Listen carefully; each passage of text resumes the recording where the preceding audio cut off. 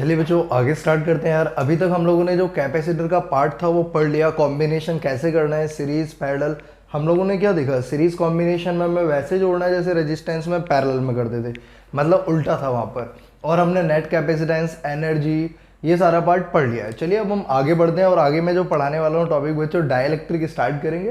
तो पहले मैं आपको एक बात बता देता हूँ, थोड़ा सा समझा देता हूँ, ठीक है, कि डाइलेक्ट्रिक का प्रयोग क्यों करा जा रहा है। तो मैं अगर बात करूं कैपेसिटर में रियलिटी की, तो रियलिटी तो यही है कि जो कैपेसिटर्स होते हैं उनके बीच में एक डाइलेक्ट्रिक मटेरियल लगाया जाता है। उसका रीजन समझें। रीजन ये आपको पता है कि जब हम कैपेसिटर की बात करते हैं तो एक प्लेट पे पॉजिटिव चार्ज आता है और एक प्लेट पे नेगेटिव चार्ज आता है, और एक पे पॉजिटिव और एक पे नेगेटिव जब चार्ज एक्यूमुलेट होता है, इकट्ठा होता है, तो वो क्या होता है, पास आना, मतलब अट्रैक्ट करते हैं एक दूसरे को। अगर अट्रैक्ट करेंगे तो ये चिपक गए, अगर ये चिपक जाएंगे तो न्यूट्रल हो जाएगा, मतलब चार्ज खत्म हो जाएगा और इलेक्ट्रिक फील्ड नहीं रहेगी। तो क्या होगा, कैपेसिटेंस कुछ रहा ही नहीं फिर। लेकिन हमें क्या करना है, इनको आपस में चिपकने से रोकना है। तो चिपकने से रोकना है तो हमने सोचा चलो यार मेटल लगा लेते हैं। लेकिन मेटल के केस में क्या होगा, मेटल के केस में एक मेटल के पास फ्री इलेक्ट्रॉन्स होते हैं, तो जो चार्ज होगा ना वो कंडक्ट कर जाएगा। अगर चार्ज कंडक्ट कर जाएगा तो अगेन वही सिचुएशन आ जाएगी कि जो चार्ज है वो खत्म हो जाएगा प्लेट इस पे। तो हमने क्या करा, एक मटेरियल जिसको हम बोलते हैं इंसुलेटर, और उनको हम यहाँ पर जो पढ़ रहे हैं उसको डाइलेक्ट्रिक बोलेंगे। इंसुलेटर को क्या बोल रहे हैं हम यहाँ पर, डाइलेक्ट्रिक बोल रहे हैं। तो डाइलेक्ट्रिक लगाने का पहला पर्पस है कि जो प्लेट्स हैं उनको आपस में चिपकने से रोकना। दूसरा काम क्या है, जब हम उसको रोकने की कोशिश करेंगे, हम जो भी मटेरियल डालेंगे, हम ये चाहेंगे हमेशा कि जो कैपेसिटेंस है वो घटे ना, भले ही बढ़ जाए, क्योंकि हम जो इंटरेस्टेड है ज़्यादा एनर्जी में इंटरेस्टेड है, तो ताकि कैपेसिटेंस भी बढ़ जाए और प्लेट्स आपस में चिपके भी ना, इसलिए हमें क्या करना पड़ता है, डाइलेक्ट्रिक मटेरियल डाल देते हैं उसमें। अब रियलिटी में कैपेसिटर कैसे बनेगा, मान लो ये मेरे पास एक प्लास्टिक की पन्नी है। अब इस प्लास्टिक की पन्नी पर एक साइड में मेटल की कोटिंग करते हैं और दूसरी साइड में भी मेटल की कोटिंग कर दी जाती है। अब देखो, एक साइड में मेटल की कोटिंग, दूसरी साइड में मेटल की कोटिंग, और बीच में ये पॉलीथीन पन्नी आ गई। अब ये पन्नी क्या है, डाइलेक्ट्रिक जो इसके कैपेसिटेंस को बढ़ा देगी, है ना, और इनको प्लेटों को आपस में चिपकने से रोक देगी। तो रियलिटी में कैपेसिटर कुछ ऐसा होता है। फिर उसको पन्नी को काफी लेंथ जो होती है उसको लपेटा जाता है एक सिलेंड्रिकल फॉर्म में बना के, और उसको प्लास्टिक के उसमें डाल देते हैं, जैसे आपने फैन वगैरह में देखा है। फिर उसके बाद दो कनेक्शन निकालते हैं और फिर काम चालू होता है। चलिए, तो अब ये तो था कि जो, अगर मैं आपसे सिंपल शब्दों में बोलूं कि डाइलेक्ट्रिक को यूज करने का पर्पस क्या होगा, तो तुम्हारा जवाब रहेगा सबसे पहली बात कि जो प्लेट्स हैं वो आपस में चिपके ना, ठीक है, उनको सेपरेट रखने के लिए। दूसरी बात, उसका जो यूज होता है ताकि इलेक्ट्रिक फील्ड जो है ना, यह बोल सकता हूं मैं, जो कैपेसिटेंस है वो इंक्रीज हो जाए। वो कैपेसिटेंस क्या हो जाए, इंक्रीज हो जाए। अब कोई आपसे पूछे कि डाइलेक्ट्रिक कंडक्टर है, नहीं, बिल्कुल नहीं, डाइलेक्ट्रिक कंडक्टर नहीं है, इंसुलेटर को बोल रहे हैं ना, डाई इलेक्ट्रिक। चलिए बात करते हैं डाइलेक्ट्रिक के बारे में बच्चों। तो डाइलेक्ट्रिक की खासियत क्या होती है, वो सब मैं आपको इसमें समझाऊंगा बच्चों। मान लीजिए हमारे पास एक पैरेलल प्लेट कैपेसिटर है। मैं आपको पूरी बातें बिल्कुल तरीके से समझाऊंगा ताकि ऐसा ना लगे आपको कि ऑनलाइन पढ़ते हुए भी हमें कुछ दिक्कतें आ रही है। मैं अपनी तरफ से कोशिश करूंगा जैसे आप लाइव क्लासेस में पढ़ते हैं वैसे ही कर सकें बच्चों। यहाँ पर अगर मैं एक कैपेसिटर की बात करूँ तो इसमें प्लस सिग्मा है सरफेस चार्ज डेंसिटी, इसमें minus sigma, and electric field setup है यहाँ से यहाँ पर। और ये कब है, तो मैं बोल दे रहा हूँ आपसे कि ये वैक्यूम में है। अब वैक्यूम तो क्रिएट हम ऐसे नहीं करेंगे, पर हम एक स्टैंडर्ड ले ले रहे हैं, वैक्यूम है ना, वैक्यूम हो गया यहाँ पर। अब इस वैक्यूम वाले केस में अभी जो इलेक्ट्रिक फील्ड जा रही है वो ई नॉट मान लीजिए आप। अब इलेक्ट्रिक फील्ड ई नॉट है and capacitance epsilon not a by D है। अब क्या होगा, अगर मैं इसमें किसी डाइलेक्ट्रिक को रखता हूं तो डाइलेक्ट्रिक डालने पर क्या सिचुएशन बनेगी, ये प्लस सिग्मा एंड ये माइनस सिग्मा। नाउ डाइलेक्ट्रिक भर दिया इस पूरे में, लेकिन मैं थोड़ा सा इसमें गैप बना के दिखा रहा हूं ताकि आप लोगों को समझने में दिक्कत ना आए, लेकिन रियलिटी में ये पूरा प्लेट्स के बीच में कंप्लीटली फिल्ड है भी, है ना। चलिए, अब डाइलेक्ट्रिक डालने पर क्या होता है, जब डाइलेक्ट्रिक को हम डालते हैं इसमें, तो डाइलेक्ट्रिक के पास एक ऐसी ताकत है, या बोल सकते हैं एक ऐसी क्वालिटी होती है कि वो अपने अपोजिट फेसिस पे ना अपोजिट चार्ज इंड्यूस करा लेता है, ठीक है। और जो यहां पर कराता है उस वर्ड को बोलते हैं हम पोलराइजेशन हो जाता है इसका। अब पोलराइजेशन जब इसका होता है तो इसकी एक साइड पे, तो यहां पर प्लस के पास वाले पे नेगेटिव चार्ज इकट्ठा हो जाता है और ये इस साइड पे पॉजिटिव चार्ज इकट्ठा हो जाता है।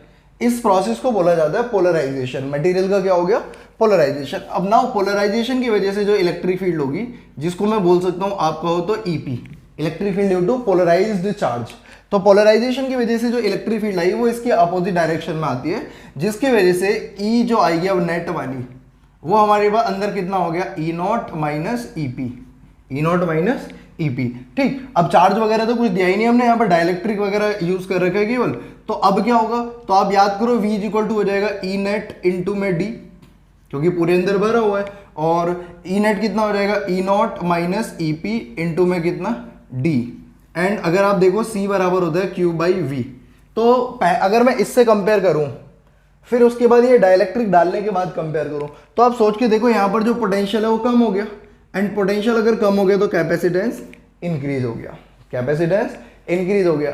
तो बच्चों यही कहानी होती है, डाइलेक्ट्रिक को यूज करने का पर्पस यही रहता है, एक तो प्लेट है आपस में चिपके ना, दूसरा कैपेसिटेंस भी बढ़ जाए। और वो मैं आपको बता दे रहा हूँ कि रियलिटी में क्या होता है, जब मटेरियल को, डाइलेक्ट्रिक मटेरियल को एक्सटर्नल इलेक्ट्रिक फील्ड में रखते हैं तो उसके अपोजिट फेसिस पे अपोजिट चार्ज आ जाते हैं, और उनसे बनने वाली electric field applied electric field की अपोजिट डायरेक्शन में होती है, जिससे नेट इलेक्ट्रिक फील्ड कम हो जाती है और पोटेंशियल कम हो जाता है एंड कैपेसिटेंस बढ़ जाता है। तो ये पर्पस है डाइलेक्ट्रिक को यूज करने का। ये उम्मीद कर रहा हूं आप लोगों को मेरी बात समझ में आ रही होगी बच्चों।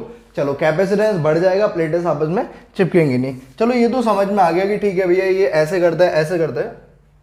लेकिन अब डाइलेक्ट्रिक के बारे में बात करते हैं कि डाइलेक्ट्रिक कितने प्रकार के होते हैं, है ना, और डाइलेक्ट्रिक में कौन सा हमारे लिए ज़्यादा बेटर रहेगा, वो सारी बातें करते हैं। तो एक बात आपको पहला पॉइंट क्या लिख लेना है, पॉइंट नंबर 1, क्यों हम डाइलेक्ट्रिक को यूज करते हैं। तो रीजन समझ में आ गया। रियलिटी में तो हमें देखो, रियलिटी तो यही है कि हम डाइलेक्ट्रिक यूज करेंगे ही करेंगे।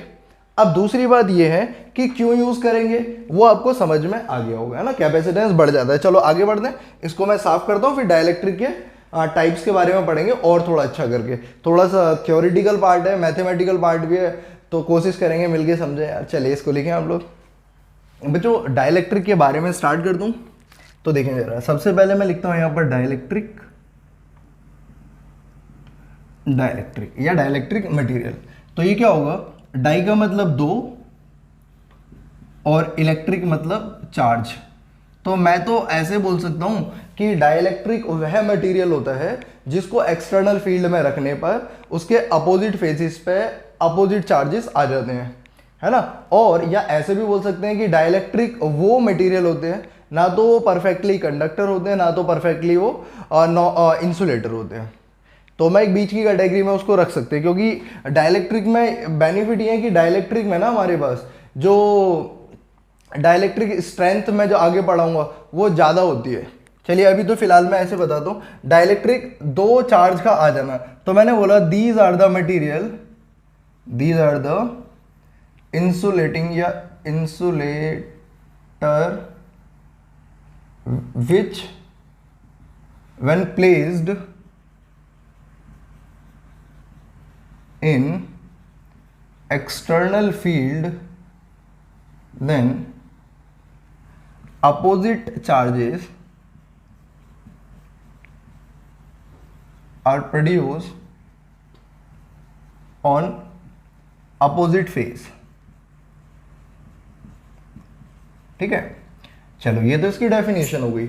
अब एक बात और याद रखनी है बच्चों, ऐसे आया था क्वेश्चन सीबीएसई में, अगर मैं सीबीएसई के लिए बताऊं कि डाइलेक्ट्रिक कैसे उसको कम कैपेसिटेंस को कैसे बढ़ा देते हैं, तो आपका जवाब क्या रहेगा कि डाइलेक्ट्रिक को जब हम एक्सटर्नल इलेक्ट्रिक फील्ड में रखते हैं तो वो अपोजिट डायरेक्शन में एक इलेक्ट्रिक फील्ड बनाता है, जिससे नेट इलेक्ट्रिक फील्ड कम हो जाती है, पोटेंशियल कम हो जाता है और कैपेसिटेंस बढ़ जाता है। ऐसे 2 नंबर के लिए आपको लिखना था, जो मैंने आपको स्टार्टिंग में समझाया। चलिए बात करते हैं डाइलेक्ट्रिक को। 2 प्रकार होते हैं, 2 तरीके से पढ़ रहे हैं हम इसको डाइलेक्ट्रिक। एक तो बच्चों पोलर डाइलेक्ट्रिक और एक नॉन पोलर। अच्छा, इनमें अंतर क्या है पोलर और नॉन पोलर में, तो आपको नाम से पता चल रहा होगा, made up by polar molecule, made up by किसे, पोलर मॉलिक्यूल, पोलर मॉलिक्यूल से बनते हैं। और ये non polar made up by non polar molecule, है ना।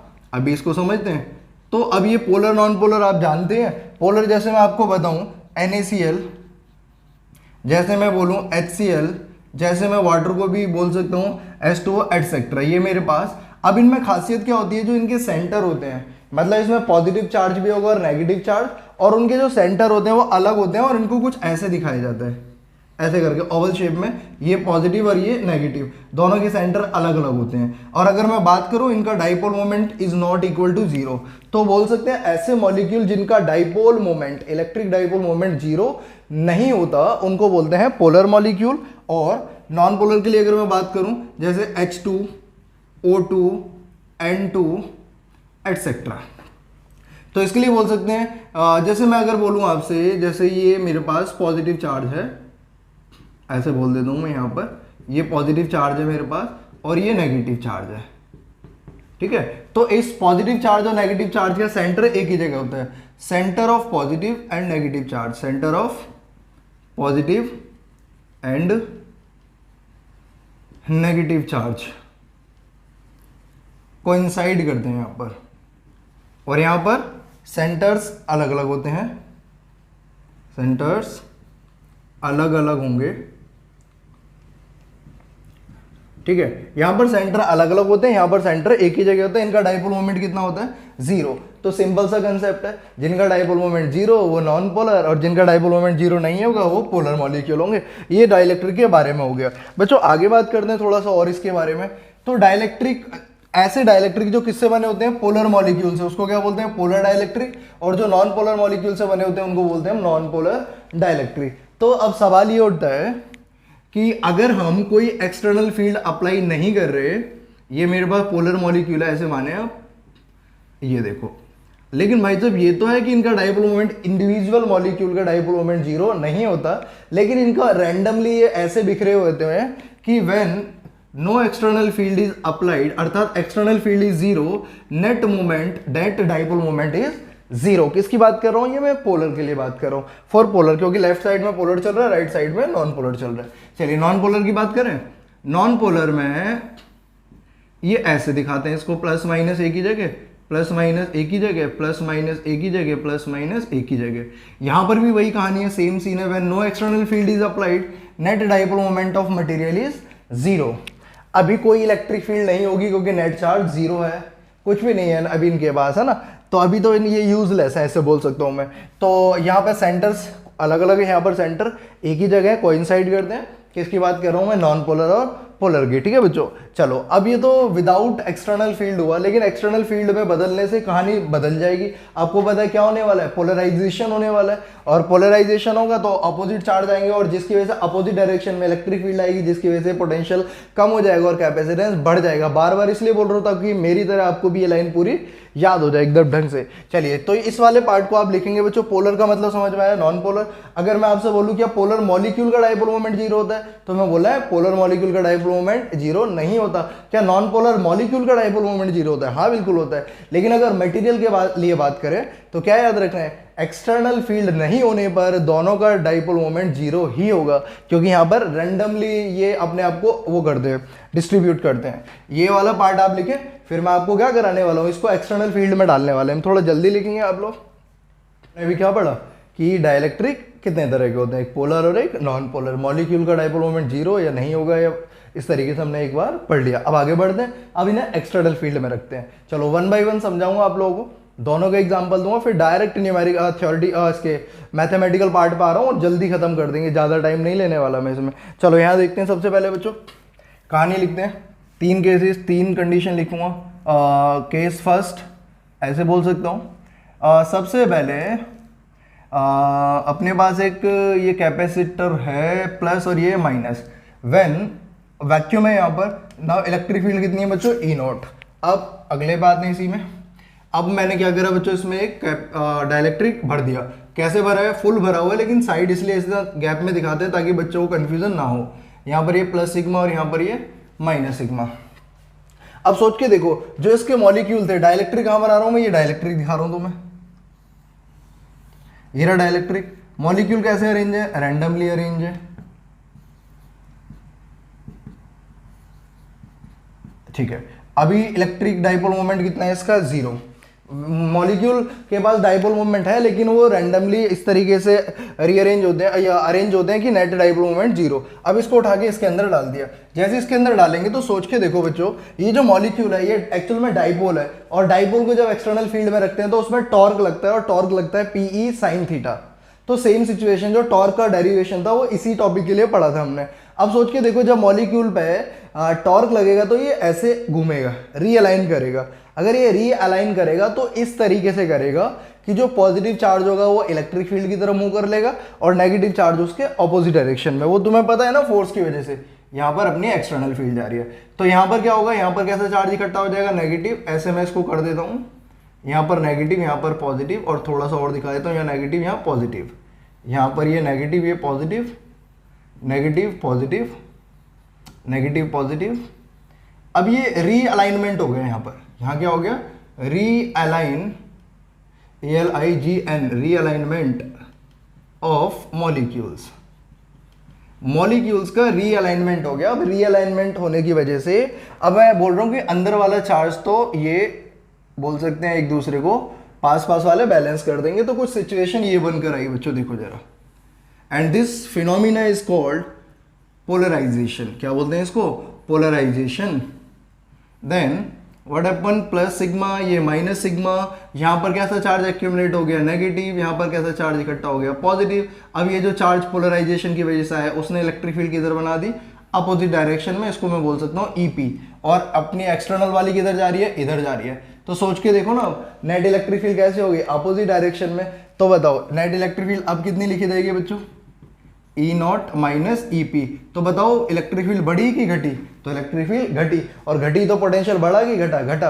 अगर पोटेंशियल घटा तो कैपेसिटेंस बढ़ा कि घटा, बढ़ा, कैपेसिटेंस बढ़ा। ठीक है, अच्छा ये तो समझ में आ गया। लेकिन इसकी एक खासियत है डाइलेक्ट्रिक को यूज करने की, कि ये चार्ज जो होगा, प्लेट का चार्ज, उसको इधर उधर नहीं जाने देगा, मतलब उसको कंडक्ट नहीं कराएगा, लेकिन इसमें चार्ज आ जाता है। देखो ना खासियत क्या है, क्योंकि इनका रियलिटी में पोलराइजेशन हो जाता है। क्या हो जाता है, पोलराइजेशन। पोलराइजेशन स्पेलिंग आप देख लेना, पोलराइजेशन, पोलराइजेशन हो गया इनका। ठीक है, Z लगा देता हूँ, ठीक, पोलराइजेशन हो गया। पोलराइजेशन होने की वजह से क्या हुआ, यहाँ पर इलेक्ट्रिक फील्ड कम हो गई। ये तो किसका पोलराइजेशन हुआ, पोलर मॉलिक्यूल का, या बोल सकते हैं पोलर डाइलेक्ट्रिक का। ऐसे मैं आपको यहाँ पर बताता हूँ, यहाँ पर क्या हुआ है बच्चों, देखो खासियत फिर सुन लो। जब हम पोलर सब्सटेंस को या पोलर डाइलेक्ट्रिक को एक्सटर्नल फील्ड में डालते हैं तो उसके मॉलिक्यूल अपने आप को रीअलाइन कर लेते हैं इन सच अ वे दैट एक्सटर्नल फील्ड जो होती है उसके ऑपोजिट डायरेक्शन में पोलराइज्ड चार्ज की वजह से इलेक्ट्रिक फील्ड आती है जो नेट इलेक्ट्रिक फील्ड को कम कर देती है। रीअलाइन होता है ना। चलिए आगे बढ़ते हैं, केस 2। तो बच्चों ये अपने पास वही डाइलेक्ट्रिक प्लेट्स हैं कैपेसिटर की, प्लस सिग्मा माइनस सिग्मा। ये अपना कौन है, डब्बा है किसका, polar non polar molecule substance का ना। तो ये नॉन पोलर सब्सटेंस हो गया। अब क्या करना है, अभी इलेक्ट्रिक फील्ड इधर जा रही है कितना, E0। अभी इसको रख देंगे। अब इसको रखेंगे तो होगा क्या रियलिटी में, जब इसको रखेंगे तो इलेक्ट्रिक फील्ड फोर्स लगाएगी, जिसकी वजह से जो चार्ज होगा वो चार्ज अलग अलग हो जाएंगे, मतलब दोनों के सेंटर अलग अलग हो जाएंगे। और पॉजिटिव और नेगेटिव का सेंटर अलग हो गया तो dipole moment is not equal to 0 हो जाएगा। कुछ ऐसे दिखाएंगे उसको कि ये जो सब्सटेंस है बच्चों, फिर बता दूं पूरा भरा हुआ है, लेकिन अपन लोग इसको ऐसे बनाएंगे। अभी कैसे हो जाएगा, कुछ ऐसे दिखाएंगे इसको, जैसे मूंगफली होती है टाइप, ऐसे दिखा लो। स्ट्रेच्ड मॉलिक्यूल बोलते हैं इनको। ये कैसे मॉलिक्यूल है, स्ट्रेच्ड मॉलिक्यूल। अच्छा ये स्ट्रेच्ड मॉलिक्यूल है, तो ये minus minus minus, plus plus plus, minus plus, minus plus, minus plus. अंदर वाले बोल सकते हैं एक दूसरे को कैंसिल आउट कर देंगे। तो फिर अगेन क्या हो गया, एक साइड पे नेगेटिव आ गया और एक साइड पे पॉजिटिव आ गया मटेरियल के, मतलब क्या हो गया, पोलर नॉन पोलर का पोलराइजेशन हो गया यहाँ पर। नाउ यहाँ पर कैसा चार्ज आ गया बच्चों, नेगेटिव, यहाँ पर कैसा चार्ज आ गया, पॉजिटिव। तो ये पोलराइज्ड इलेक्ट्रिक फील्ड इधर हो गई, अप्लाइड इलेक्ट्रिक फील्ड इधर हो गई। तो नेट इलेक्ट्रिक फील्ड अगेन कितना आ गया, E0 माइनस कितना, EP, E0 माइनस EP। पर लेकिन एक बात है, यहाँ पर रीअलाइन नहीं हुआ, मॉलिक्यूल स्ट्रेच हुआ। मॉलिक्यूल क्या हुआ, स्ट्रेच हुआ, मॉलिक्यूल स्ट्रेच्ड। और मॉलिक्यूल स्ट्रेच्ड होने की वजह से सेंटर्स नेगेटिव चार्ज के और पॉजिटिव चार्ज के अलग हो गए, और इसने अपनी इलेक्ट्रिक फील्ड बनाई लेकिन अप्लाइड वाले के अपोजिट डायरेक्शन में। देखा ना, कैपेसिटेंस बढ़ गया। तो यहां पर किसका मैंने डायग्राम बनाया है, पोलर सब्सटेंस का, यहां पर किसका बनाया है, नॉन पोलर सब्सटेंस का। अब बच्चों ख्याल तो मन में ये भी आता है कि भैया क्यों कंडक्टर को यूज क्यों नहीं कर रहे। तो कंडक्टर को यूज ना करने का रीजन ये है क्योंकि जैसे ही मैं कंडक्टर को डालूंगा तो जो पॉजिटिव प्लेट के चार्ज है, मैं ऐसे बोल रहा हूँ, आपको पता ना रियलिटी में तो इलेक्ट्रॉन मूव करते हैं, तो मैं ऐसे बोल रहा हूँ जैसे ही मैं इसके बीच में कंडक्टर को डालूंगा, कंडक्टर को डालते ही ये मटेरियल का पॉजिटिव चार्ज भाग जाएगा यहाँ पर और इसको न्यूट्रल कर देगा, तो अंदर कितना हो जाएगा, सब कुछ खत्म हो जाएगा, नेट चार्ज 0 हो जाएगा।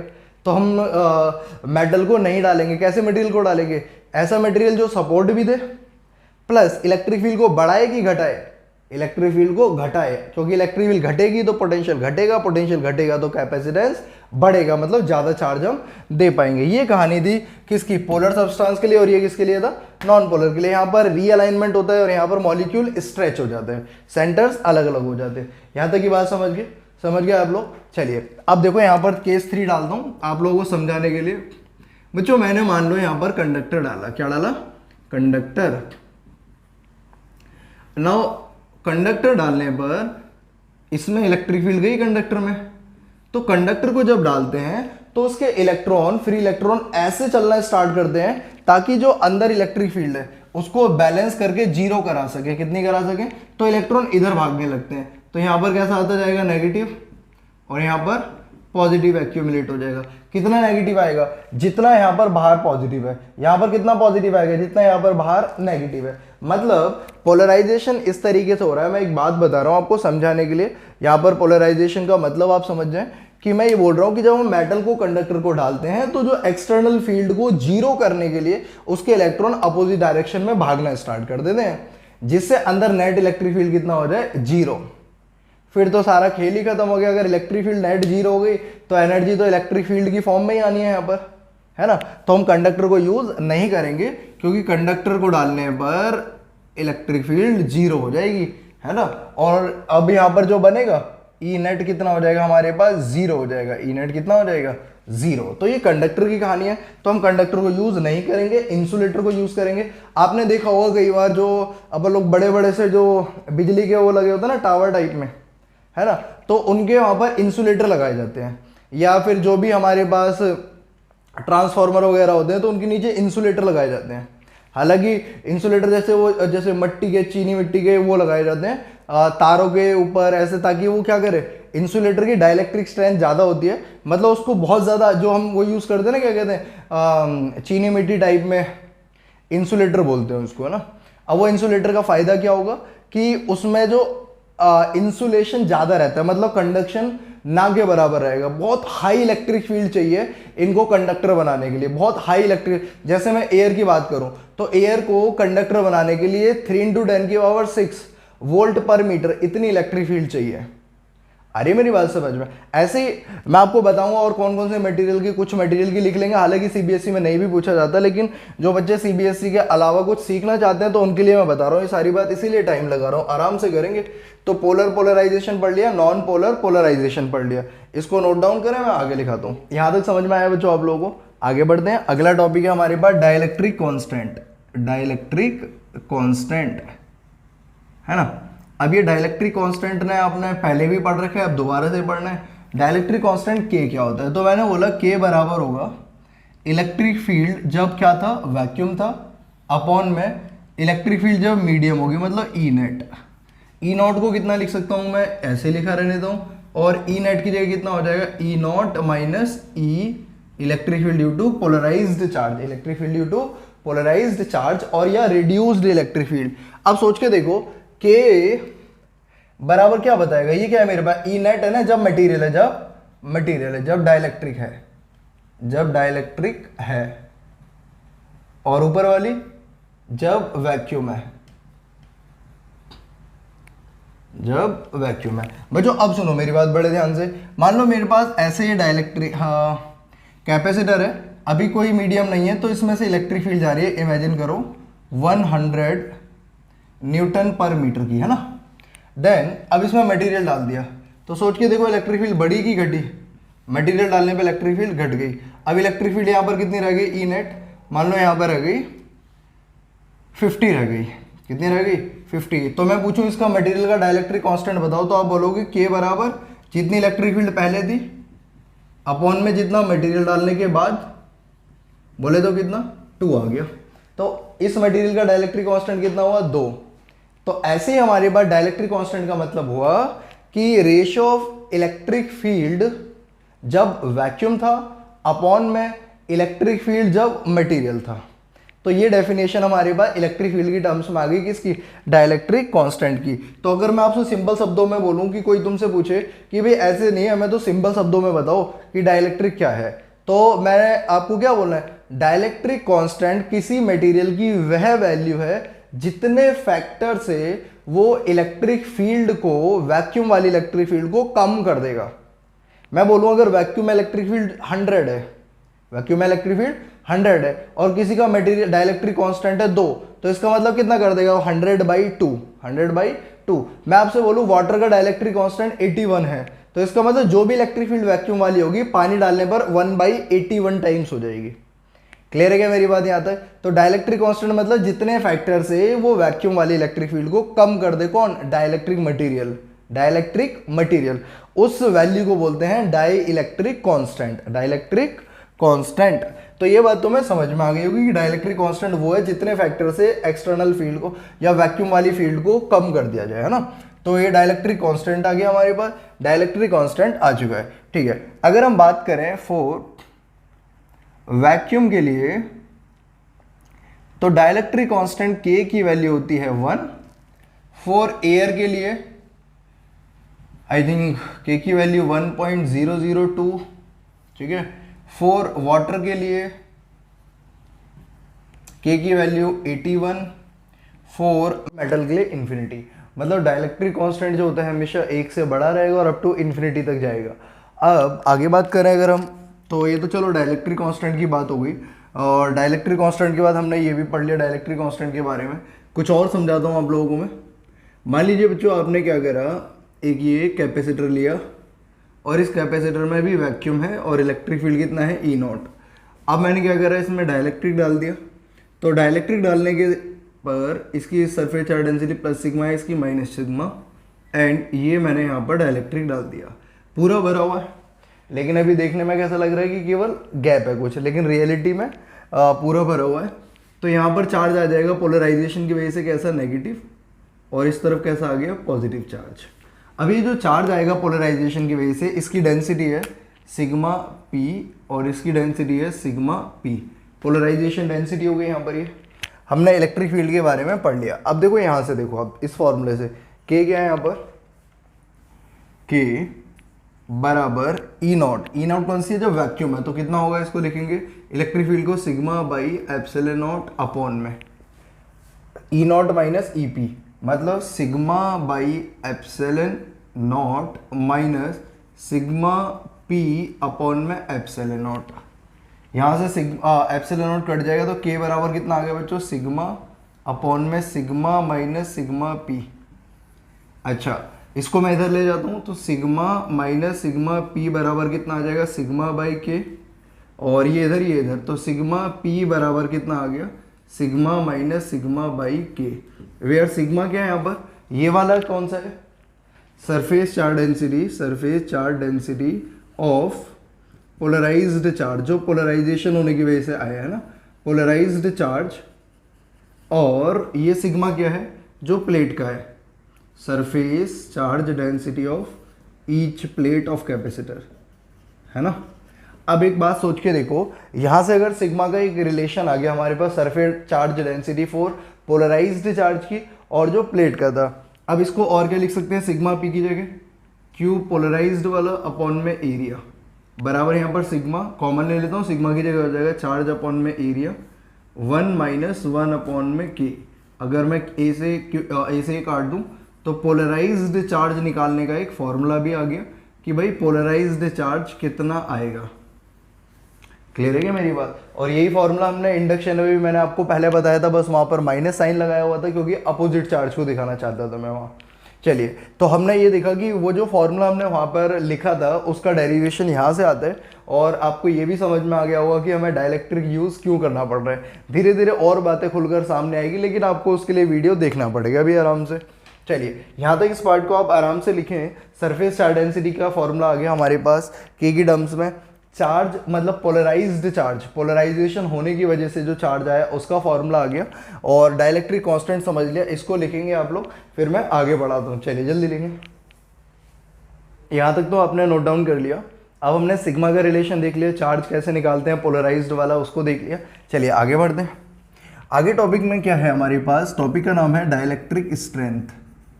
Dielectric strength. अब ये डाइलेक्ट्रिक स्ट्रेंथ क्या होता है इसको समझते हैं, और इसे पढ़ना क्यों जरूरी है यहाँ पर, है ना। तो इसको समझेंगे कैसे।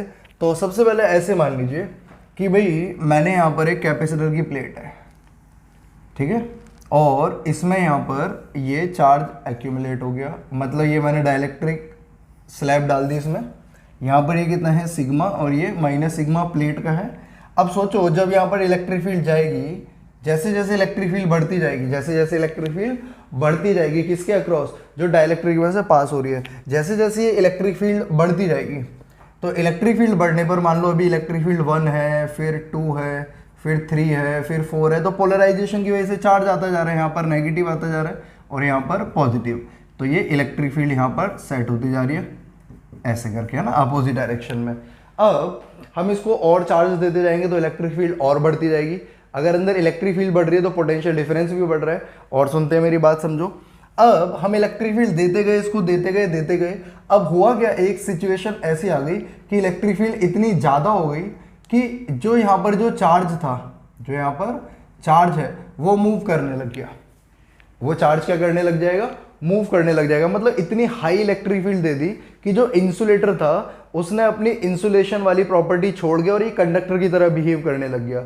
तो वह मैक्सिमम फील्ड, वह मैक्सिमम इलेक्ट्रिक फील्ड जब कोई इंसुलेटर कंडक्टर की तरह बिहेव करने लग जाए तो हम बोलेंगे क्या हो गया, उसका डाइलेक्ट्रिक ब्रेकडाउन हो गया। क्या हो गया, उसका डाइलेक्ट्रिक ब्रेकडाउन। और जिस इलेक्ट्रिक फील्ड पर डाइलेक्ट्रिक ब्रेकडाउन हो रहा है उसको बोलते हैं क्या, डाइलेक्ट्रिक स्ट्रेंथ। Dielectric strength. तो देखें जरा, तो अगर मैं बोलूं डाइलेक्ट्रिक ब्रेकडाउन का मतलब, डाइलेक्ट्रिक ब्रेकडाउन, ठीक है, तो डाइलेक्ट्रिक ब्रेकडाउन का मतलब इंसुलेटर से वो किसकी तरह बिहेव करने लगा, कंडक्टर की तरह बिहेव करने लग गया। और जब ये कंडक्टर की तरह बिहेव करने लग जाएगा तो जो चार्ज होगा वो क्या करेगा, मूव करने लग जाएगा। तो फिर इलेक्ट्रिक फील्ड, चार्ज न्यूट्रल हो गया तो इलेक्ट्रिक फील्ड खत्म, तो कैपेसिटेंस खत्म, मतलब डिक्रीज होने लग जाएगा। मतलब हम बोल सकते हैं उसको खराब हो गया वो। अच्छा, डाइलेक्ट्रिक ब्रेकडाउन का मतलब क्या हुआ, जब कोई इंसुलेटर किसकी तरह बिहेव करने लग गया, कंडक्टर की तरह। अब डाइलेक्ट्रिक स्ट्रेंथ क्या होती है, the maximum electric field applied across a dielectric, the maximum electric field applied across a dielectric up to which, ऐसे लिख सकता हूं मैं सिंपल भाषा में, up to which it act as insulator and above which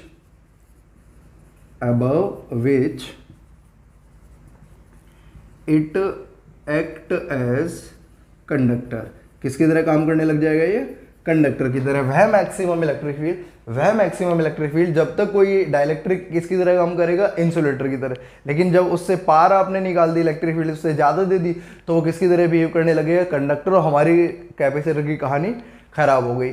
इसलिए हमें ये याद रखना पड़ता है हमेशा, जब हम किसी कैपेसिटर को बनाते हैं तो उसमें डाले जाने वाला जो डाइलेक्ट्रिक होगा उसकी डाइलेक्ट्रिक स्ट्रेंथ भी ज़्यादा होनी चाहिए, क्योंकि डाइलेक्ट्रिक स्ट्रेंथ जितनी ज़्यादा होगी उतना ज़्यादा उसमें आप पोटेंशियल डिफरेंस क्रिएट करा पाएंगे, उतना ज़्यादा उसमें एनर्जी स्टोर करा पाएंगे। ठीक है, यहाँ तक आपको मेरी बात समझ में आई होगी आई थिंक। तो जैसे मैं बोलूँ फॉर वैक्यूम के लिए अगर मैं बात करता हूँ, फॉर वैक्यूम के लिए तो 10 की पावर 12 मेगा वोल्ट पर मीटर, 10⁻12 मेगा वोल्ट पर मीटर। मतलब वैक्यूम के लिए डाइलेक्ट्रिक स्ट्रेंथ इतनी ज़्यादा होती है, आप इलेक्ट्रिक फील्ड बढ़ाते जाओ बढ़ाते जाओ बढ़ाते जाओ बढ़ाते जाओ बढ़ाते जाओ, जब इतना वोल्ट पर मीटर इलेक्ट्रिक फील्ड हो जाएगी तब उसका ब्रेकडाउन होगा, तब वो खराब होगा। लेकिन ऐसा बनाना हमारे लिए बहुत ही डिफिकल्ट होगा, इम्पॉसिबल होगा। तो हमने क्या करा, मान लो एयर की बात करूं मैं, जैसे मैं बात करता हूं एयर के लिए, फॉर एयर के लिए, तो एयर के लिए हमारे पास कितना होता है 3 × 10⁶ वोल्ट पर मीटर, 3 × 10⁶ वोल्ट पर मीटर। अब मतलब अगर हम एयर के अक्रॉस इससे कम इलेक्ट्रिक फील्ड अप्लाई करेंगे तो वो इंसुलेटर की तरह काम कर रही है, लेकिन अगर हम इससे ज़्यादा कर देंगे तो कंडक्टर की तरह बिहेव करने लग जाएगी। ऐसे हमारे पास और मटेरियल के आप नेट से देख सकते हैं, तो आपको वहाँ से आइडिया मिल जाएगा कि हमें कौन सा मटेरियल यूज़ करना चाहिए। तो मैंने आपको क्या क्या बातें समझाई कि डाइलेक्ट्रिक का यूज़ क्या है, डाइलेक्ट्रिक को डालने की क्या कंडीशन है कि कैपेसिटेंस बढ़े या घटे, डाइलेक्ट्रिक कितने तरह के होते हैं, डाइलेक्ट्रिक को इलेक्ट्रिक फील्ड में रखने पर क्या होता है, कैसे पोलराइजेशन चार्ज निकाला जाता है, कैसे पोलराइजेशन डेंसिटी निकाली जाती है, ठीक है ना, और क्या डाइलेक्ट्रिक कांस्टेंट होता है। तो आपको समझ में आया होगा डाइलेक्ट्रिक स्ट्रेंथ वो होती है जब तक हमारा डाइलेक्ट्रिक इसकी तरह बिहेव करे, इंसुलेटर, और इससे ज़्यादा इलेक्ट्रिक फील्ड हो जाएगी तो वो कंडक्टर की तरह बिहेव करने लग जाएगा, और ऐसी सिचुएशन में हम बोलते हैं कैपेसिटर खराब हो चुका है। ठीक है, अब चलो यहाँ तक समझ में आया होगा डाइलेक्ट्रिक स्ट्रेंथ क्या होती है, डाइलेक्ट्रिक ब्रेकडाउन क्या होता है। तो हमेशा हमारे पास जो हम इंसुलेटर यूज़ करते हैं, जो पॉलिथीन यूज़ कर रहे हैं, उसकी डाइलेक्ट्रिक स्ट्रेंथ ज़्यादा रहेगी। डाइलेक्ट्रिक स्ट्रेंथ ज़्यादा रहेगी तो आप ज़्यादा चार्ज दे सकते हैं, क्योंकि डाइलेक्ट्रिक स्ट्रेंथ अगर मान लीजिए कम है, अगर डाइलेक्ट्रिक स्ट्रेंथ कम है तो कम होगा तो क्या होगा, जैसे आपने चार्ज देना स्टार्ट किया, इलेक्ट्रिक फील्ड डेवलप हुई, और वो इलेक्ट्रिक फील्ड इतनी डेवलप हो गई कि डाइलेक्ट्रिक स्ट्रेंथ कम थी और इलेक्ट्रिक फील्ड हमारी जो है उससे ज़्यादा हो गई, तो वो खराब हो जाएगा। तो हमें क्या चाहिए कि डाइलेक्ट्रिक स्ट्रेंथ जो मटेरियल डाल रहे हैं उसकी ज़्यादा होनी चाहिए, ताकि हम ज़्यादा से ज़्यादा वहाँ पर चार्ज इकट्ठा करा सकें और ज़्यादा से ज़्यादा इलेक्ट्रिक फील्ड बना सकें बिना उसके खराब हुए। ठीक है ना, तो चलो थोड़ा सा क्लैरिटी आई होगी, आपको समझ में आ गया होगा कि डाइलेक्ट्रिक स्ट्रेंथ क्या होती है, डाइलेक्ट्रिक ब्रेकडाउन क्या होता है। ठीक है ना, अब यहाँ तक हमारे पास इसका ये पार्ट खत्म। और मटेरियल के आप चाहे देख सकते हैं, इंटरनेट पे जाके ढूंढ लेंगे कि इस मटेरियल के, जैसे प्लास्टिक हो गई, माइका हो गई, इनका डाइलेक्ट्रिक स्ट्रेंथ कितना होता है। चलिए आगे बढ़ते हैं बच्चों, डाइलेक्ट्रिक स्ट्रेंथ के बारे में पढ़ लिया कि डाइलेक्ट्रिक स्ट्रेंथ से ज़्यादा इलेक्ट्रिक फील्ड देने पर वो खराब हो जाएगा, और इसलिए हमें ऐसा मटेरियल यूज़ करना है जिसकी डाइलेक्ट्रिक स्ट्रेंथ ज़्यादा होगी। सबसे ज़्यादा किसकी, यहाँ पर वैक्यूम की, लेकिन वैक्यूम वाला चैम्बर बनाने हमारे लिए इतना आसान नहीं होगा, इसलिए हम मटेरियल यूज़ करते हैं, है ना। वैक्यूम में फिर दिक्कत ये भी आएगी कि प्लेट चिपकेंगी, अट्रैक्शन स्ट्रांग हो गया, है ना। और अब देखते हैं जरा, एयर में भी यही सीन होगा, एयर रहेगा तो अट्रैक्शन रहेगा, प्लेट चिपक जाएंगे, इसलिए मटेरियल डालना बहुत ज़रूरी है। लेकिन मटेरियल डालने पर भी ऐसा मटेरियल डालें जिसका डाइलेक्ट्रिक स्ट्रेंथ ज़्यादा हो। डाइलेक्ट्रिक स्ट्रेंथ ज़्यादा होगी तो हम ज़्यादा से ज़्यादा उसमें चार्ज उस पर एक्यूमुलेट करा सकते हैं प्लेट्स पर, है ना, और ज़्यादा से ज़्यादा एनर्जी स्टोर करा सकते हैं बिना इसके डैमेज हुए, किसके, कैपेसिटर के। चलिए आगे बढ़ते हैं बच्चों। चलो आगे क्या है, आगे हमारे पास यहाँ तक ये सारा पार्ट कंप्लीट हो चुका है। अब थोड़ा सा, तो आपने यहाँ तक डाइलेक्ट्रिक स्ट्रेंथ समझा, ब्रेक डाउन समझा, डाइलेक्ट्रिक का ब्रेक डाउन हो जाना मतलब खराब हो जाना। चलिए आगे बढ़ते हैं, अब कैपेसिटेंस निकालते हैं। देखो जरा, capacitance of capacitor, parallel plate वाला यूज कर रहे हैं, capacitor when dielectric medium is present. Dielectric medium है कुछ, है ना, हर डाइलेक्ट्रिक मीडियम की एक डाइलेक्ट्रिक कांस्टेंट होता है जो आपको क्या बताता है कि कितने फैक्टर से वो इलेक्ट्रिक फील्ड को रिड्यूस कर देगा। चलो समझते हैं। मान लीजिए अपने बात की ये पहले की कहानी है, जब वैक्यूम हुआ करता था प्लस सिग्मा और ये माइनस सिग्मा, तब कैपेसिटेंस हुआ करता था epsilon not a by D. Epsilon not a by D ये तब की कहानी है जब वैक्यूम होगा, लेकिन रियलिटी में डाइलेक्ट्रिक मीडियम ही यूज करा जाएगा, है ना। अच्छा, यहाँ पर ये प्लस सिग्मा, यहाँ पर ये माइनस सिग्मा। अब इसमें पूरे में डाइलेक्ट्रिक मीडियम डाल दिया जिसका कांस्टेंट कितना है के, और ये डी। चलो इस वाले डेरिवेशन को सॉल्व करते हैं। नाउ सबसे पहली बात, सी बराबर कितना होता है, Q by V. This is your equation number first. Then V is equal to electric field into में डी, थिकनेस। इलेक्ट्रिक फील्ड कितना लिखा जाएगा, मीडियम है तो E की जगह सिग्मा बाई एप्सिलॉन, क्योंकि मीडियम है पूरा का पूरा, यहाँ पर डी। एप्सिलॉन का फॉर्मूला क्या होता है बच्चों, याद करो, पहले पढ़ रखा है, के एप्सिलॉन नॉट। रख देता हूँ तो V इज इक्वल टू कितना आ गया, सिग्मा डी और एप्सिलॉन की जगह कितना के एप्सिलॉन नॉट, सिग्मा बराबर कितना हो गया चार्ज अपॉन में एरिया। यही स्टेप है बच्चों, V is equal to sigma की जगह Q D के epsilon naught A, this is your equation number 2 and 2 को यहाँ पुट करना है। V is equal to E D, E की वैल्यू रखी क्योंकि मीडियम है तो एप्सिलॉन आएगा तो एप्सिलॉन यहाँ पर यूज करा, एप्सिलॉन की वैल्यू रखी, V की वैल्यू निकाल दी। अब V को यहाँ पुट कर दूं तो C आ जाएगा, C बराबर कितना आएगा Q बाई V, V की जगह कितना Q D और K एप्सिलॉन नॉट A ऊपर आ गया। बच्चों Q से Q कैंसिल हो गया तो C बराबर कितना आ गया K epsilon naught A by D, और इसको क्या लिख सकते हो आप, इसको लिख सकते हो वैक्यूम वाला, तो C बराबर कितना आ गया K टाइम्स ऑफ वैक्यूम वाला। ये जो मीडियम की कैपेसिटेंस है वो वैक्यूम वाले के K टाइम्स हो गया। अगर वैक्यूम वाले के K टाइम्स हो गया अर्थात कैपेसिटेंस बढ़ गया, कैपेसिटेंस क्या हो गया यहाँ पर इंक्रीज हो गया। क्लियर है क्या मेरी बात? चलिए आगे बढ़ते हैं। ये तब की कहानी है जब हमारे पास पूरे के पूरे उसमें हमने एक डाइलेक्ट्रिक मीडियम डाल दिया है। ये आपको डेरिवेशन समझ में आ गया होगा और यहाँ से आपके पास एक नया फॉर्मूला आ गया डाइलेक्ट्रिक कांस्टेंट का, C अपॉन में C नॉट। ये कब है? व्हेन डाइलेक्ट्रिक है, व्हेन डाइलेक्ट्रिक इज देयर है एंड जब वैक्यूम है तब का कैपेसिटेंस। तो जब डाइलेक्ट्रिक डालने वाले के बाद कैपेसिटेंस और डाइलेक्ट्रिक से पहले का कैपेसिटेंस, उसका रेशियो निकालो तो क्या आ जाएगा। के का एक और नई डेफिनेशन बन सकते हैं यहाँ पर किसकी टर्म्स में, के कैपेसिटेंस की टर्म्स में। आगे बताओ मुझे, आगे बढ़ते हैं। नया डेरिवेशन है, बहुत इंपॉर्टेंट डेरिवेशन है। Capacitance when dielectric slab is insert, dielectric slab is insert. आपको डाइलेक्ट्रिक स्लैब की थिकनेस दे रखी है जो D से बहुत छोटी है अभी, ऐसे माने। अब इसका कैपेसिटेंस निकालना है आप लोगों को। कैपेसिटेंस निकालना है तो बहुत सिंपल है। अब हमने क्या करा, ऐसे एक कैपेसिटर है, उस कैपेसिटर के अंदर एक डाइलेक्ट्रिक स्लैब डाल दी। ये डाइलेक्ट्रिक स्लैब है जिसकी थिकनेस कितनी है T और वैक्यूम कितने में था, D में था। इसकी सरफेस चार्ज डेंसिटी सिग्मा और इसकी कितना माइनस सिग्मा। इस बार ये बच्चों बहुत इंपॉर्टेंट है, आप लोगों को बड़े ध्यान से समझना है। तो देखो कैसे करेंगे। सबसे पहले आपको पता है पहला प्रोसीजर क्या है, C बराबर Q by V, equation number कितना फर्स्ट। जब एक बार हमारे पास ये फॉर्मूला रखने के बाद अब क्या निकालना है, V निकालना है। तो V निकाल लेते हैं। V बराबर, अब सोच के देखो यहाँ पर डाइलेक्ट्रिक भी प्रेजेंट है और वैक्यूम भी है। ऐसा भी मैं बता रहा हूँ कि अभी मैंने एक बहुत पतली, जैसे ये हुआ ना मेरे पास, जैसे मेरे पास ये प्लेट्स है, मान लो इमेजिन करो, उसके बीच में एक डाइलेक्ट्रिक स्लैब डाल दी थिकनेस वाली। प्लेट्स ऐसे है ना, ऐसे करके प्लेट्स है और इसी के बीच में एक डाइलेक्ट्रिक स्लैब इंसर्ट कर दी हमने। अब ऐसा करने पर V किसकी वजह से होगा, एक तो वैक्यूम की वजह से तो मैं नॉट लिख दे रहा हूँ, और एक मटेरियल की वजह से तो VM लिख दे रहा हूँ। इतना करा। अब इसके बाद वैक्यूम की वजह से कितनी होगी electric field, due to vacuum, into vacuum की जगह कितनी रह गई अब, D माइनस T है ना, प्लस। अब मटेरियल के लिए लिखना है तो कैसे लिखा जाएगा, electric field of medium into में थिकनेस, मतलब उसकी डिस्टेंस T है। चलो इलेक्ट्रिक फील्ड वैक्यूम की कितनी लिखी जाएगी बच्चों बताओ, sigma by epsilon not D minus T, plus में इलेक्ट्रिक फील्ड ऑफ मीडियम कितना लिखा जाएगा, सिग्मा बाई एप्सिलॉन और साथ में कितना T।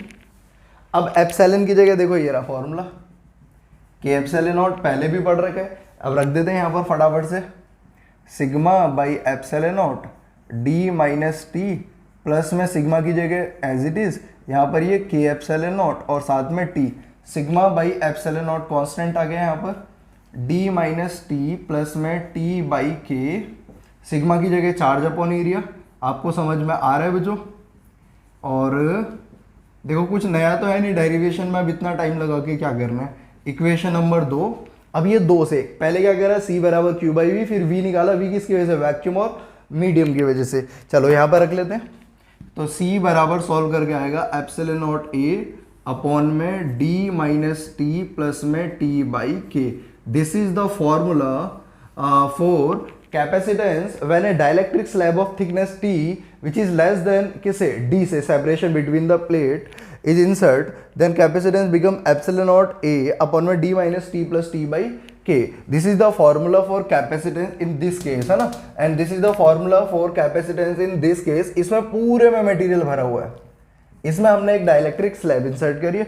आप अगर इसको याद रख लेते हैं तो आप वो वाला केस भी बना लेंगे। जैसे अगर मैं बोलूं कि ये जो स्लैब है इसकी थिकनेस d के बराबर हो जाएगी, तो t बराबर d हो जाएगा, तो यही फॉर्मूला तो आ जाएगा दोबारा से, जो हमने ये फॉर्मूला पढ़ा है यही तो आ जाएगा दोबारा से, k epsilon naught a by D. तो जब पूरा का पूरा मीडियम डालेंगे तो कितना times k epsilon naught a by D, और जब स्लैब डालेंगे तो एप्सिलॉन नॉट a अपॉन में d minus T plus T by के मतलब डायलेक्ट्रिक कांस्टेंट, t का मतलब स्लैब की थिकनेस, d का मतलब प्लेट्स के बीच का सेपरेशन। इसको नोट करें, फिर मैं आगे यूज करता हूँ, ठीक है। आप लोगों को यहाँ तक समझ में आया होगा, फिर आगे इसके और केसेस करते हैं, फिर समझते हैं। जल्दी लिखेंगे प्लीज, है ना, इसको लिखें आप लोग। आपने ये फॉर्मूला लिख लिया, चलिए आगे देखते हैं। आपने कौन सा फॉर्मूला लिखा बच्चों, c बराबर एप्सिलॉन नॉट a अपॉन में d माइनस टी प्लस में t बाई के। तो चलो इसके बारे में थोड़ा सा और आगे बढ़ते हैं। मान लो फॉर t बराबर d, t बराबर किसके, d के, मतलब पूरे उसमें डाइलेक्ट्रिक मीडियम डाल दिया हमने, है ना, पूरा जो गैप था प्लेट्स के बीच का पूरा भर दिया। तो यहाँ पर d, t की जगह पे कितना d प्लस में d बाई के, ये बाई सब गायब, और ये कितना आ जाएगा k epsilon naught a by D. बहुत काम का फॉर्मूला है बच्चों ये। आगे बढ़ते हैं, दूसरा केस। मान लो एक केस हो गया, ये दूसरा केस ले लेते हैं। फॉर मेटल, अगर आपने क्या डाला है यहाँ पर, मान लीजिए मेटल डाला, तो मेटल की अगर स्लैब डालते हैं तो c बराबर कितना आ जाएगा, एप्सिलॉन नॉट a अपॉन में d माइनस टी प्लस में t, और k की जगह कितना इन्फिनिटी, t बाई इन्फिनिटी 0, तो कितना आ गया epsilon naught a by d minus T. तो आप सोच के देखो, अगर मैं डाइलेक्ट्रिक वाले से और मेटल वाले को कंपेयर करूं, मतलब एक तो डाइलेक्ट्रिक शीट डालूं बीच में और एक मेटल की शीट डालूं, तो आप बता सकते हैं मेरे को इन दोनों चीज़ों को देख के कि किसका कैपेसिटेंस ज़्यादा है। तो आप लोग सही सोच रहे हैं, अगर आपने यही सोचा है जो मैं बोल रहा हूँ कि यहाँ वाला फैक्टर देखो ज़्यादा कम हुआ है, ये वाला फैक्टर यहाँ पर कितना है, डी माइनस टी प्लस में टी बाई के, यहाँ पर टी बाई के इसमें ऐड हो गया ना, और यहाँ पर थिकनेस, अब यहाँ पर कितना है, केवल d माइनस टी है, यहाँ पर कितना है d माइनस टी। अब यहाँ वाली वैल्यू को और मैं यहाँ वाली वैल्यू को अगर कंपेयर करता हूँ इन दोनों को, तो यहाँ पर कितना आ रहा है मेरे पास d माइनस टी, और यहाँ पर कितना आ रहा है d माइनस टी प्लस में t बाई के यहाँ पर अगर मेटल के लिए कितना हो जाएगा इन्फिनिटी, तो ये खत्म हो गया। तो अब अगर हम कंपेयर करते हैं तो यहाँ पर ये जो वैल्यू नीचे वाली ये ज़्यादा है, अगर ये ज़्यादा है तो कैपेसिटेंस कम हो गया। लेकिन यहाँ पर ये वाली वैल्यू क्या है हमारे पास, इस वाले से ये वाली वैल्यू अगर मैं कम करता हूँ, देखो d माइनस टी यहाँ पर भी है, d माइनस टी यहाँ पर भी, लेकिन यहाँ पर प्लस टी बाई के भी आ रहा है, प्लस कितना t बाई के। तो यहाँ पर वैल्यू ज़्यादा है, इसका मतलब अगर ये वैल्यू ज़्यादा है तो ये कैपेसिटेंस कम होगा और यहाँ पर कैपेसिटेंस ज़्यादा होगा। मतलब अगर हम मेटल की प्लेट डालते हैं तो मेटल की प्लेट के केस में कैपेसिटेंस ज़्यादा होगा एज कम्पेयर टू इसके। लेकिन उसमें रीज़न आपको पता ही है, मेटल फिर हमारे पास कॉस्टली भी होगी, और फिर मेटल के अंदर हमारे पास जहाँ मेटल होगी वहाँ पर इलेक्ट्रिक फील्ड जीरो हो जानी होती है ना। तो अब हमें क्या, लेकिन हमें यूज़ कौन सा करना है, ये वाला यूज़ करना है फॉर्मूला, ठीक है बच्चों। तो कैपेसिटेंस का फॉर्मूला क्या है, जब डाइलेक्ट्रिक को इंसर्ट करेंगे एप्सिलॉन नॉट a अपॉन में d minus T plus T by के। ये भी केस देखा हमने, मेटल के लिए भी देखा, इन दोनों में कंपेयर करके भी देखा, ठीक है। और रियलिटी में तो किसको यूज़ करना है, मेटल को ही यूज़ करना है, और ऐसे कोई प्लेट वगैरह यूज़ नहीं करते हम। उसमें रियलिटी में क्या होता है, उसका रियलिटी तो यही है, जैसे ये पॉलीथीन है और इसके एक साइड में मेटल की कोटिंग, दूसरी तरफ भी मेटल की कोटिंग, और बन गया हमारे पास, ऐसे ही चलता है। फिर उसको लपेटा जाता है, एक सिलेंडर फॉर्म में बना लो, जैसे कंडेंसर होता है हमारे फैन वगैरह में, ये सब आपने देखा हुआ है ना। तो ठीक है, आगे देखते हैं। अगर मान लो ऐसे करके हो बच्चों कहानी, ऐसे करके, अब इसमें मैंने बहुत सारे डाइलेक्ट्रिक चुन चुन के डाल दिया, अलग अलग डाइलेक्ट्रिक कांस्टेंट वाले भर भर के, ये लो, ठीक है। तो एक ये हो गया, एक ये हो गया, एक ये डाइलेक्ट्रिक हो गया, एक ये हो गया, एक ये हो गया, इसकी थिकनेस T1, इसकी T2, इसकी T3 and so on Tn तक। तो ऐसे केस में क्या करा जाएगा, ऐसे केस में फॉर्मूला लिखा जाएगा C बराबर एप्सिलॉन नॉट A अपॉन में D माइनस कितना T1 प्लस, इसको ऐसे लिख लेता हूँ, ऐसे इसको D वाले को रहने देता हूँ, T1 plus T2 plus and so on कितना Tn तक, प्लस में कैसे लिखा जाएगा T1 बाई K1 प्लस में T2 by K2 plus and so on कितना Tn बाई कितना Kn। ऐसे लिखा जाएगा इस फॉर्मूले को। अगर हमारे पास n नंबर ऑफ अलग अलग डाइलेक्ट्रिक कांस्टेंट वाली स्लैब्स हमने इंसर्ट करी है तो फॉर्मूला कुछ ऐसे लिखा जाएगा, लेकिन हालांकि इसका इतना ज़्यादा यूज़ इसमें नहीं करना है, मैं आपको सच बताऊँ तो। अगला देखें ज़रा, मान लो जो थिकनेस है वो किसके बराबर है, d/2 के बराबर है।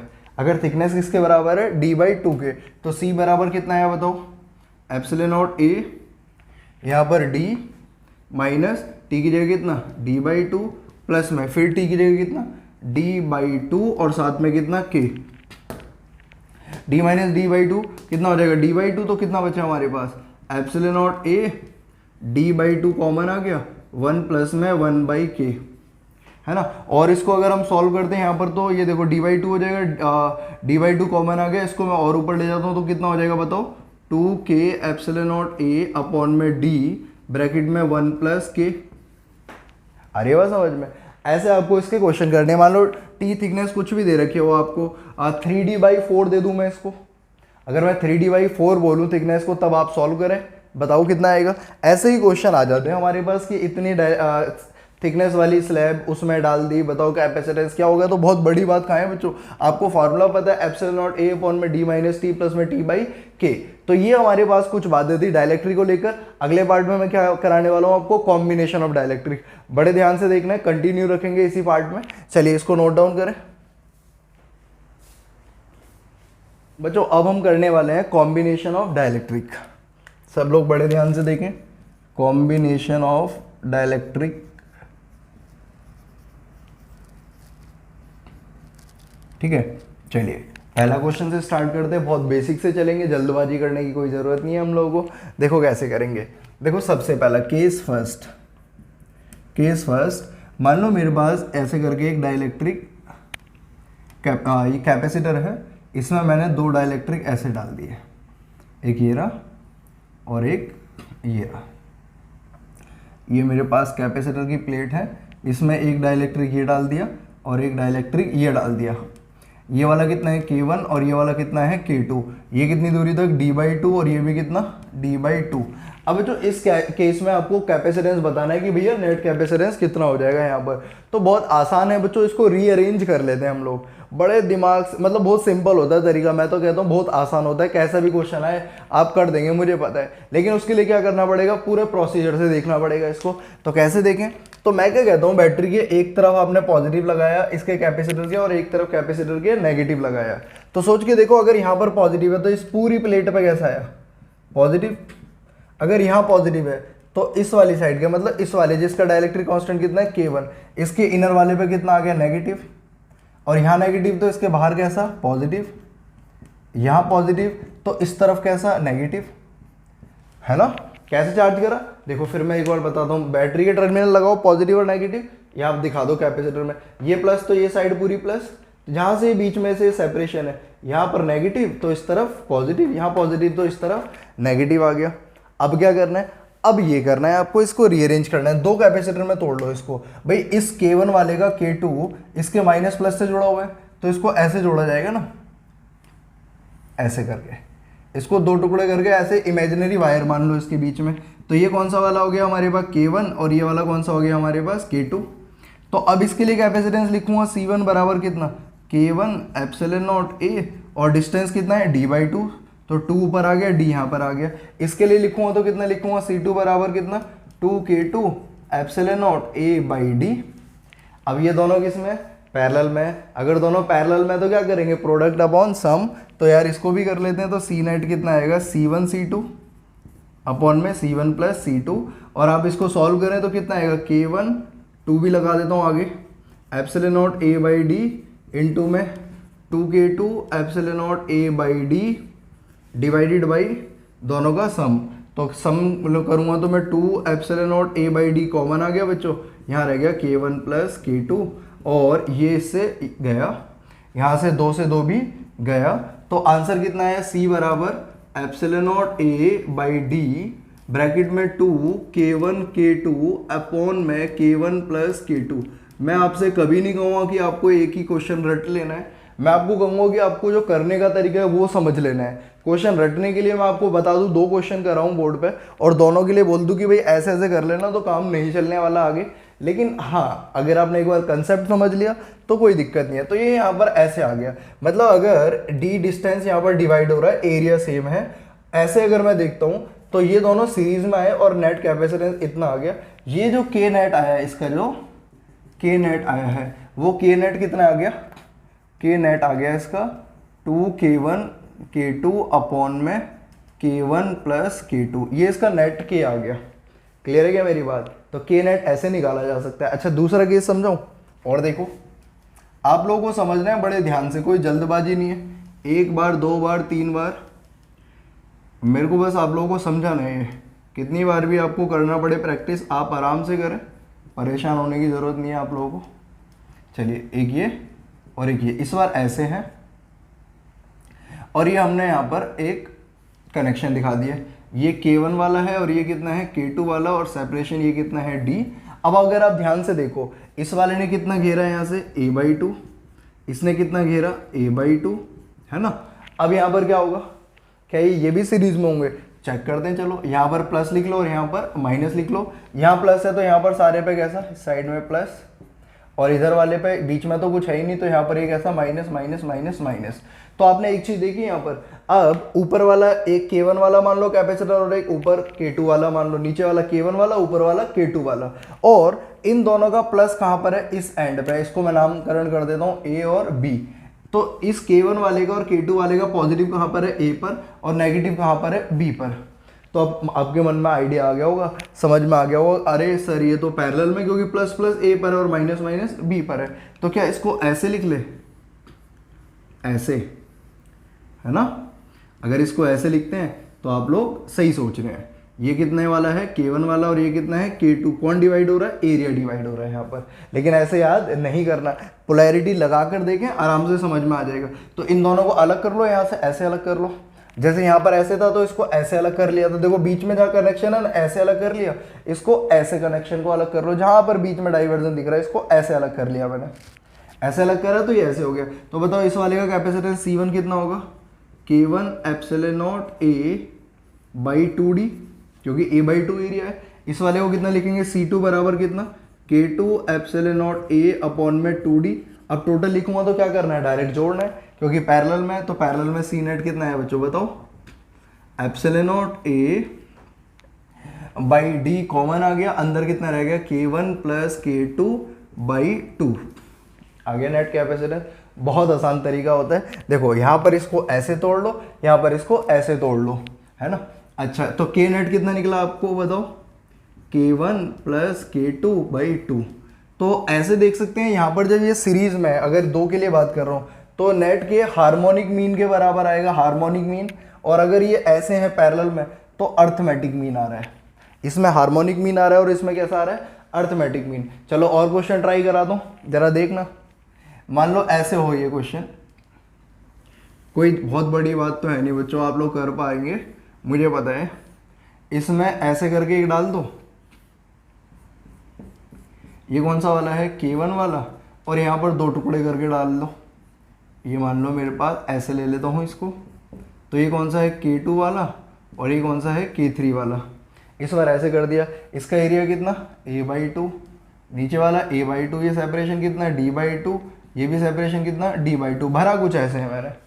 अब क्या करना है, अगर आप सोच रहे हैं तो देखो बिल्कुल सही सोच रहे हैं। आप लोगों को करना क्या है, ये यहाँ पर अगर प्लस लगाता हूँ मैं, यहाँ पर क्या लगाता हूँ माइनस। अगर यहाँ पर प्लस लगाता हूँ तो देखो ऐसे, ये वाला प्लस ये वाला माइनस, इसके बाहर वाला प्लस और अंदर वाला माइनस, ऐसे पोलैरिटी लगा लो। तो यहाँ पर ये माइनस प्लस जुड़ रहा है, ऐसे इसका जुड़ रहा है, तो आप ऐसे बनाएंगे इसके कॉम्बिनेशन को, एक, फिर दोनों को तोड़ लो ऐसे, है ना। जहां पर भी आपको कनेक्शन दिख रहे हैं, जहां पर भी आपको बीच में दरार दिख रही है, उस दरार से अलग कर लो उसको।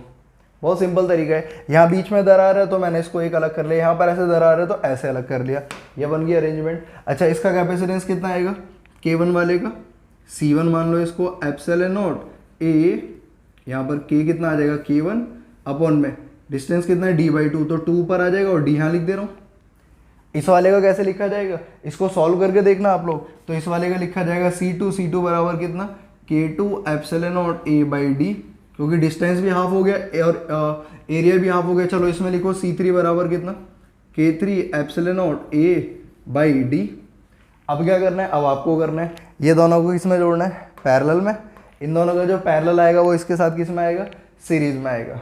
कर लेंगे ना आप लोग ट्राई, इन दोनों का पैरेलल इसके साथ सीरीज, इन दोनों का पैरेलल इसके साथ सीरीज, ऐसे करके कॉम्बिनेशन करना है। चलो इसको मैं साफ कर दूं जल्दी से, फिर आगे बढ़ते हैं। इसको लिखो आप लोग, यहाँ तक लिखा, इसका सॉल्यूशन करा हुआ दोनों पैरेलल में और ये किसमें, सीरीज में इसके साथ। और क्वेश्चन बताता हूँ क्या दिक्कत है, आराम से समझ में आएगा आप लोगों को। अगर आप मेरी बातें बड़े ध्यान से सुनते हैं तो आराम से समझ में आने वाला है। देखो ये मान लो कनेक्शन, ये यहाँ पर एक ऐसे, ये यहाँ पर ऐसे, और ये एक और हो गया यहाँ पर, ये वाला ये रहा, ये वाला ये रहा, और ये वाला ये है। ऊपर वाला K1 है, ये वाला K2 है, और ये वाला K3 है। यहाँ पर डिस्टेंस कितना, D/2, ये भी D/2, एरिया A/2। अब सोच के देखो कैसे करना है। जहाँ दरारें दिख रही है वहाँ से अलग कर लो, और इसको ऐसे अलग कर लो। जहाँ दरारें दिख रही है इसको अलग कर लेते हैं ऐसे, और ये लो ऐसे, बन गया। ये वाला आ जाएगा मेरे पास ऊपर वाला K1 वाले का, ये नीचे लिखना है कैपेसिटेंस K2 वाला, फिर इसके लिए लिखना है K3 वाले के लिए। इसके लिए कितना लोगे, एरिया भी A/2 और डिस्टेंस भी D/2, तो वो कट जाएगा। यहाँ पर आ जाएगा हमारे पास केवल एरिया A रहेगा और डिस्टेंस कितना हो जाएगा इसका D/2। फिर दोनों पैरेलल में इसके साथ सीरीज, ये दोनों पैरेलल और इसके साथ सीरीज। कर लेंगे ट्राई। चलिए एक क्वेश्चन और देता हूँ आप लोगों को करने के लिए। क्वेश्चन आपको करना है, अब मान लो मैं ऐसे बोलूँ, ये मेरे पास एक कैपेसिटर है ना, ऐसे इसके कनेक्शन दिखा दे रहा हूँ। यहाँ पर मैंने एक डाइलेक्ट्रिक स्लैब डाल दी जिसका डाइलेक्ट्रिक कांस्टेंट कितना है K, और कितनी स्लैब की थिकनेस है D/2। यहाँ पर ये क्या है, यहाँ पर वैक्यूम है D/2, ये वैक्यूम है यहाँ पर। अब सोच के देखो, दो कैपेसिटर है कि तीन, दो है, कैसे टूटेंगे, जहाँ दरार दिख रही है उसको अलग कर लो, जहाँ पर भी दरार दिख रही है ये वाली, यहाँ से इसको अलग कर लो। तो कैसे बन जाएगी हमारी अरेंजमेंट, ऐसे करके ऐसे कर लिया। अब ये कौन सा वाला है जिसमें K है, और ये कौन सा है जो वैक्यूम है। दोनों का कैपेसिटेंस लिखो, और क्या करना है उसको सीरीज में कर देना है, प्रोडक्ट अपॉन में सम करना है। क्लियर है क्या। आगे देखो एक क्वेश्चन और कराता हूँ, आप लोगों को खुद करना है, केवल मैं हेल्प करूँगा आप लोगों को बताने में। बच्चों देखो जरा, ऐसे ये मान लो मेरे पास इस बार 4 डब्बे हैं यहाँ पर, है ना, ये लो 4 डब्बे हो गए, ये K1 वाला, ये K2 वाला, ये K3 वाला, ये K4 वाला, K1 K2 K3 K4। अब इसमें जो दो दिक्कत है, इसमें अगर हम बुक के हिसाब से देखते हैं तो कुछ बुक में इसका आंसर कुछ और है, किसी बुक में कैसे है, मतलब फिर मैं बता रहा हूँ, आप लोग जब इस क्वेश्चन को करें इसका आंसर एक बार चेक कर लें कि हाँ भाई कैसे आ रहा है। देखो इसमें आपको क्या करना है, ऐसे करके भी तोड़ के सोच सकते हो और ऐसे करके भी, मतलब दो तरह की अरेंजमेंट बना के दिखाता हूँ मैं आपको। एक बार आप बुक में चेक करें आंसर को, तब आप इसमें टिक करें, है ना। मैं इसको तो इसमें हम ऐसे सोच सकते हैं कि भैया एक ये ऐसे, ऊपर वाले दोनों एक साथ, नीचे वाले दोनों एक साथ, ठीक। ये कौन सा वाला है, K1 वाला, ये कौन सा K2, ये K3 एंड ये K4 वाला। एक तो ये तरीका है सोचने का, है ना। एक तरीका क्या है सोचने का कि भाई एक तरीका ऐसे भी सोचा जा सकता है इसको कि भाई क्यों ना हम इन दोनों को क्या करें एक साथ यहाँ पर, क्योंकि यहाँ प्लस प्लस प्लस प्लस एक साथ आएगा, है ना। तो इसको ऐसे भी करा जा सकता है और इसको ऐसे भी किया जा सकता है, जैसे अब मैं दूसरे तरीके से लिखने वाला हूँ। दूसरे तरीके से कैसे लिखने वाला हूँ मैं एक बार आपको दिखा देता हूँ कैसे। अभी मैंने क्या करा, ये ऊपर वाले दोनों सीरीज और नीचे वाले दोनों सीरीज, फिर पूरा पैरेलल। एक तरीका तो ये था। अब एक तरीका क्या है कि मैं इन दोनों को ऐसे दिखा दूं, इन दोनों को ऐसे दिखा दूं, ऐसे करके, है ना, यहां से फिर इन दोनों को जोड़ के फिर मैं इसको ऐसे बना दूं, ऐसे करके। ये भी तरीका है इसको करने का, लेकिन अब दोनों से आंसर अलग अलग आएगा। इसलिए मैं बोल रहा हूँ अगर आप किसी कंपटीशन के लिए क्वेश्चन कर रहे हैं और आपको ये दिख जाता है तो आप पहले इन दोनों तरीके से सोचें, फिर उनके आंसर लिखें, जो मैच कर जाएगा उसको करना है आपको, है ना। तो मैं ये नहीं कह सकता कि भाई ये ठीक नहीं है, दोनों ही ठीक है अपनी जगह, पर देखना पड़ेगा आपको कि आपकी बुक में या आप जो पढ़ रहे हैं उसमें कौन सा वाला ठीक है। तो इसमें क्या करा मैंने, ऊपर वाले दोनों एक साथ सीरीज में कर दिए। कैसे वो मैं आपको समझाऊं, ये प्लस और ये कैसे माइनस। तो यहाँ पर प्लस, यहाँ पर प्लस, यहाँ पर प्लस, यहाँ पर प्लस, यहाँ पर माइनस माइनस माइनस माइनस, यहाँ पर प्लस प्लस प्लस प्लस, यहाँ पर माइनस माइनस माइनस माइनस। तो मैंने क्या करा, एक बार तो इन दोनों को सीरीज में करा, यहाँ सीरीज करा और दोनों को पैरेलल में कर दिया। एक तरीका क्या था मेरे पास, इन दोनों को पैरेलल में करा, इन दोनों को पैरेलल, फिर एक साथ जोड़ दिया। दोनों डायग्राम सही हैं, आंसर दोनों से अलग अलग आएगा, ये पक्का है। तो अब आपको अपने क्वेश्चन जब करें, अगर आपको इनकेस कहीं मिलता है कंपटीशन के बुक में, तो आपको देख लेना है पहले से, ठीक है ना। तो यहाँ तक हमारे पास कॉम्बिनेशन वाला पार्ट कंप्लीट हो गया। ये क्वेश्चन आपको करना है, ये क्वेश्चन आपको करना है। तो मैंने आपको यहाँ पर क्या पढ़ाया, देखो मैं कुछ बातें दोबारा से याद दिला देता हूँ आप लोगों को। एक तो पहले मैंने पढ़ाया आपको कि डाइलेक्ट्रिक क्या होता है। तो डाइलेक्ट्रिक क्या होता है, ऐसे मटेरियल जिनको जब एक्सटर्नल इलेक्ट्रिक फील्ड में रखते हैं तो उनका पोलराइजेशन हो जाता है, और जो इलेक्ट्रिक फील्ड आती है वो अप्लाइड इलेक्ट्रिक फील्ड की अपोजिट डायरेक्शन में आती है। इसको कैपेसिटर में इसलिए यूज किया जाता है क्योंकि ये कैपेसिटेंस को बढ़ा देता है और उनकी प्लेट को चिपकने नहीं देता। रियलिटी में कैपेसिटर कैसा होता है, तो रियलिटी में कैपेसिटर ऐसा होता है, इंसुलेटर के दोनों तरफ मेटल कोटिंग करी जाती है, फिर उसको सजाया जाता है जैसे भी जो करना है उसमें, है ना। जैसे सिलेंड्रिकल फॉर्म में लाना है तो उसको ऐसे सिलेंडर की फॉर्म में पहले करते हैं, फिर डब्बे में डालते हैं, फिर वायर देते हैं, ऐसे लाइक। फिर उसमें डाइलेक्ट्रिक कितने प्रकार के होते हैं, तो डाइलेक्ट्रिक दो प्रकार के, एक पोलर और एक नॉन पोलर। पोलर वाले में क्या होता है, पोलर वाले में मॉलिक्यूल का डाइपोल मोमेंट जीरो नहीं होता, लेकिन पूरे मटेरियल का जीरो होता है। क्यों, क्योंकि उसमें इस तरीके से रैंडमनेस रहती है। और नॉन पोलर की बात करें तो नॉन पोलर मॉलिक्यूल में डाइपोल मोमेंट जीरो होता है और नेट भी मटेरियल का जीरो होता है। अब दोनों को ही जब इलेक्ट्रिक फील्ड में डालते हैं तो पोलराइजेशन होता है और दोनों ही इलेक्ट्रिक फील्ड को रिड्यूस कराते हैं। लेकिन ज़्यादा इफेक्टिव मटेरियल जो होता है वो हमारे पास नॉन पोलर डाइलेक्ट्रिक होता है, ठीक है। अब किसी डाइलेक्ट्रिक में कितनी इलेक्ट्रिक फील्ड आप अप्लाई कर सकते हैं, जब तक वो इंसुलेटर की तरह काम करे उसको बोलते हैं डाइलेक्ट्रिक स्ट्रेंथ। अगर मटेरियल की डाइलेक्ट्रिक स्ट्रेंथ से ज़्यादा इलेक्ट्रिक फील्ड देंगे तो उसका ब्रेक डाउन हो जाता है और वो कंडक्टर की तरह बिहेव करती है और कैपेसिटर खराब हो जाता है। फिर उसके बाद मैंने आपको बताया कि पोलराइज्ड चार्ज कैसे निकाला जाएगा, पोलराइज्ड सरफेस चार्ज डेंसिटी कैसे निकाली जाएगी, और फिर मैंने डाइलेक्ट्रिक कॉम्बिनेशन की बात करी। सिंपल क्वेश्चन है, अगर आप 12th क्लास में है तो 12th और नीट के लिए देख रहे हैं तो बहुत सिंपल सा तरीका है, जहाँ से भी दरार दिखे उसको तोड़ लो और कैपेसिटर का कॉम्बिनेशन बना लो। अदरवाइज आप प्लस माइनस करके भी जा सकते हैं, एक तरफ प्लस लगा लो दूसरी तरफ माइनस, जहां भी दीवार दिखेगी उस दीवार में एक तरफ पॉजिटिव तो दूसरी तरफ नेगेटिव, ऐसे करके भी सोच सकते हैं।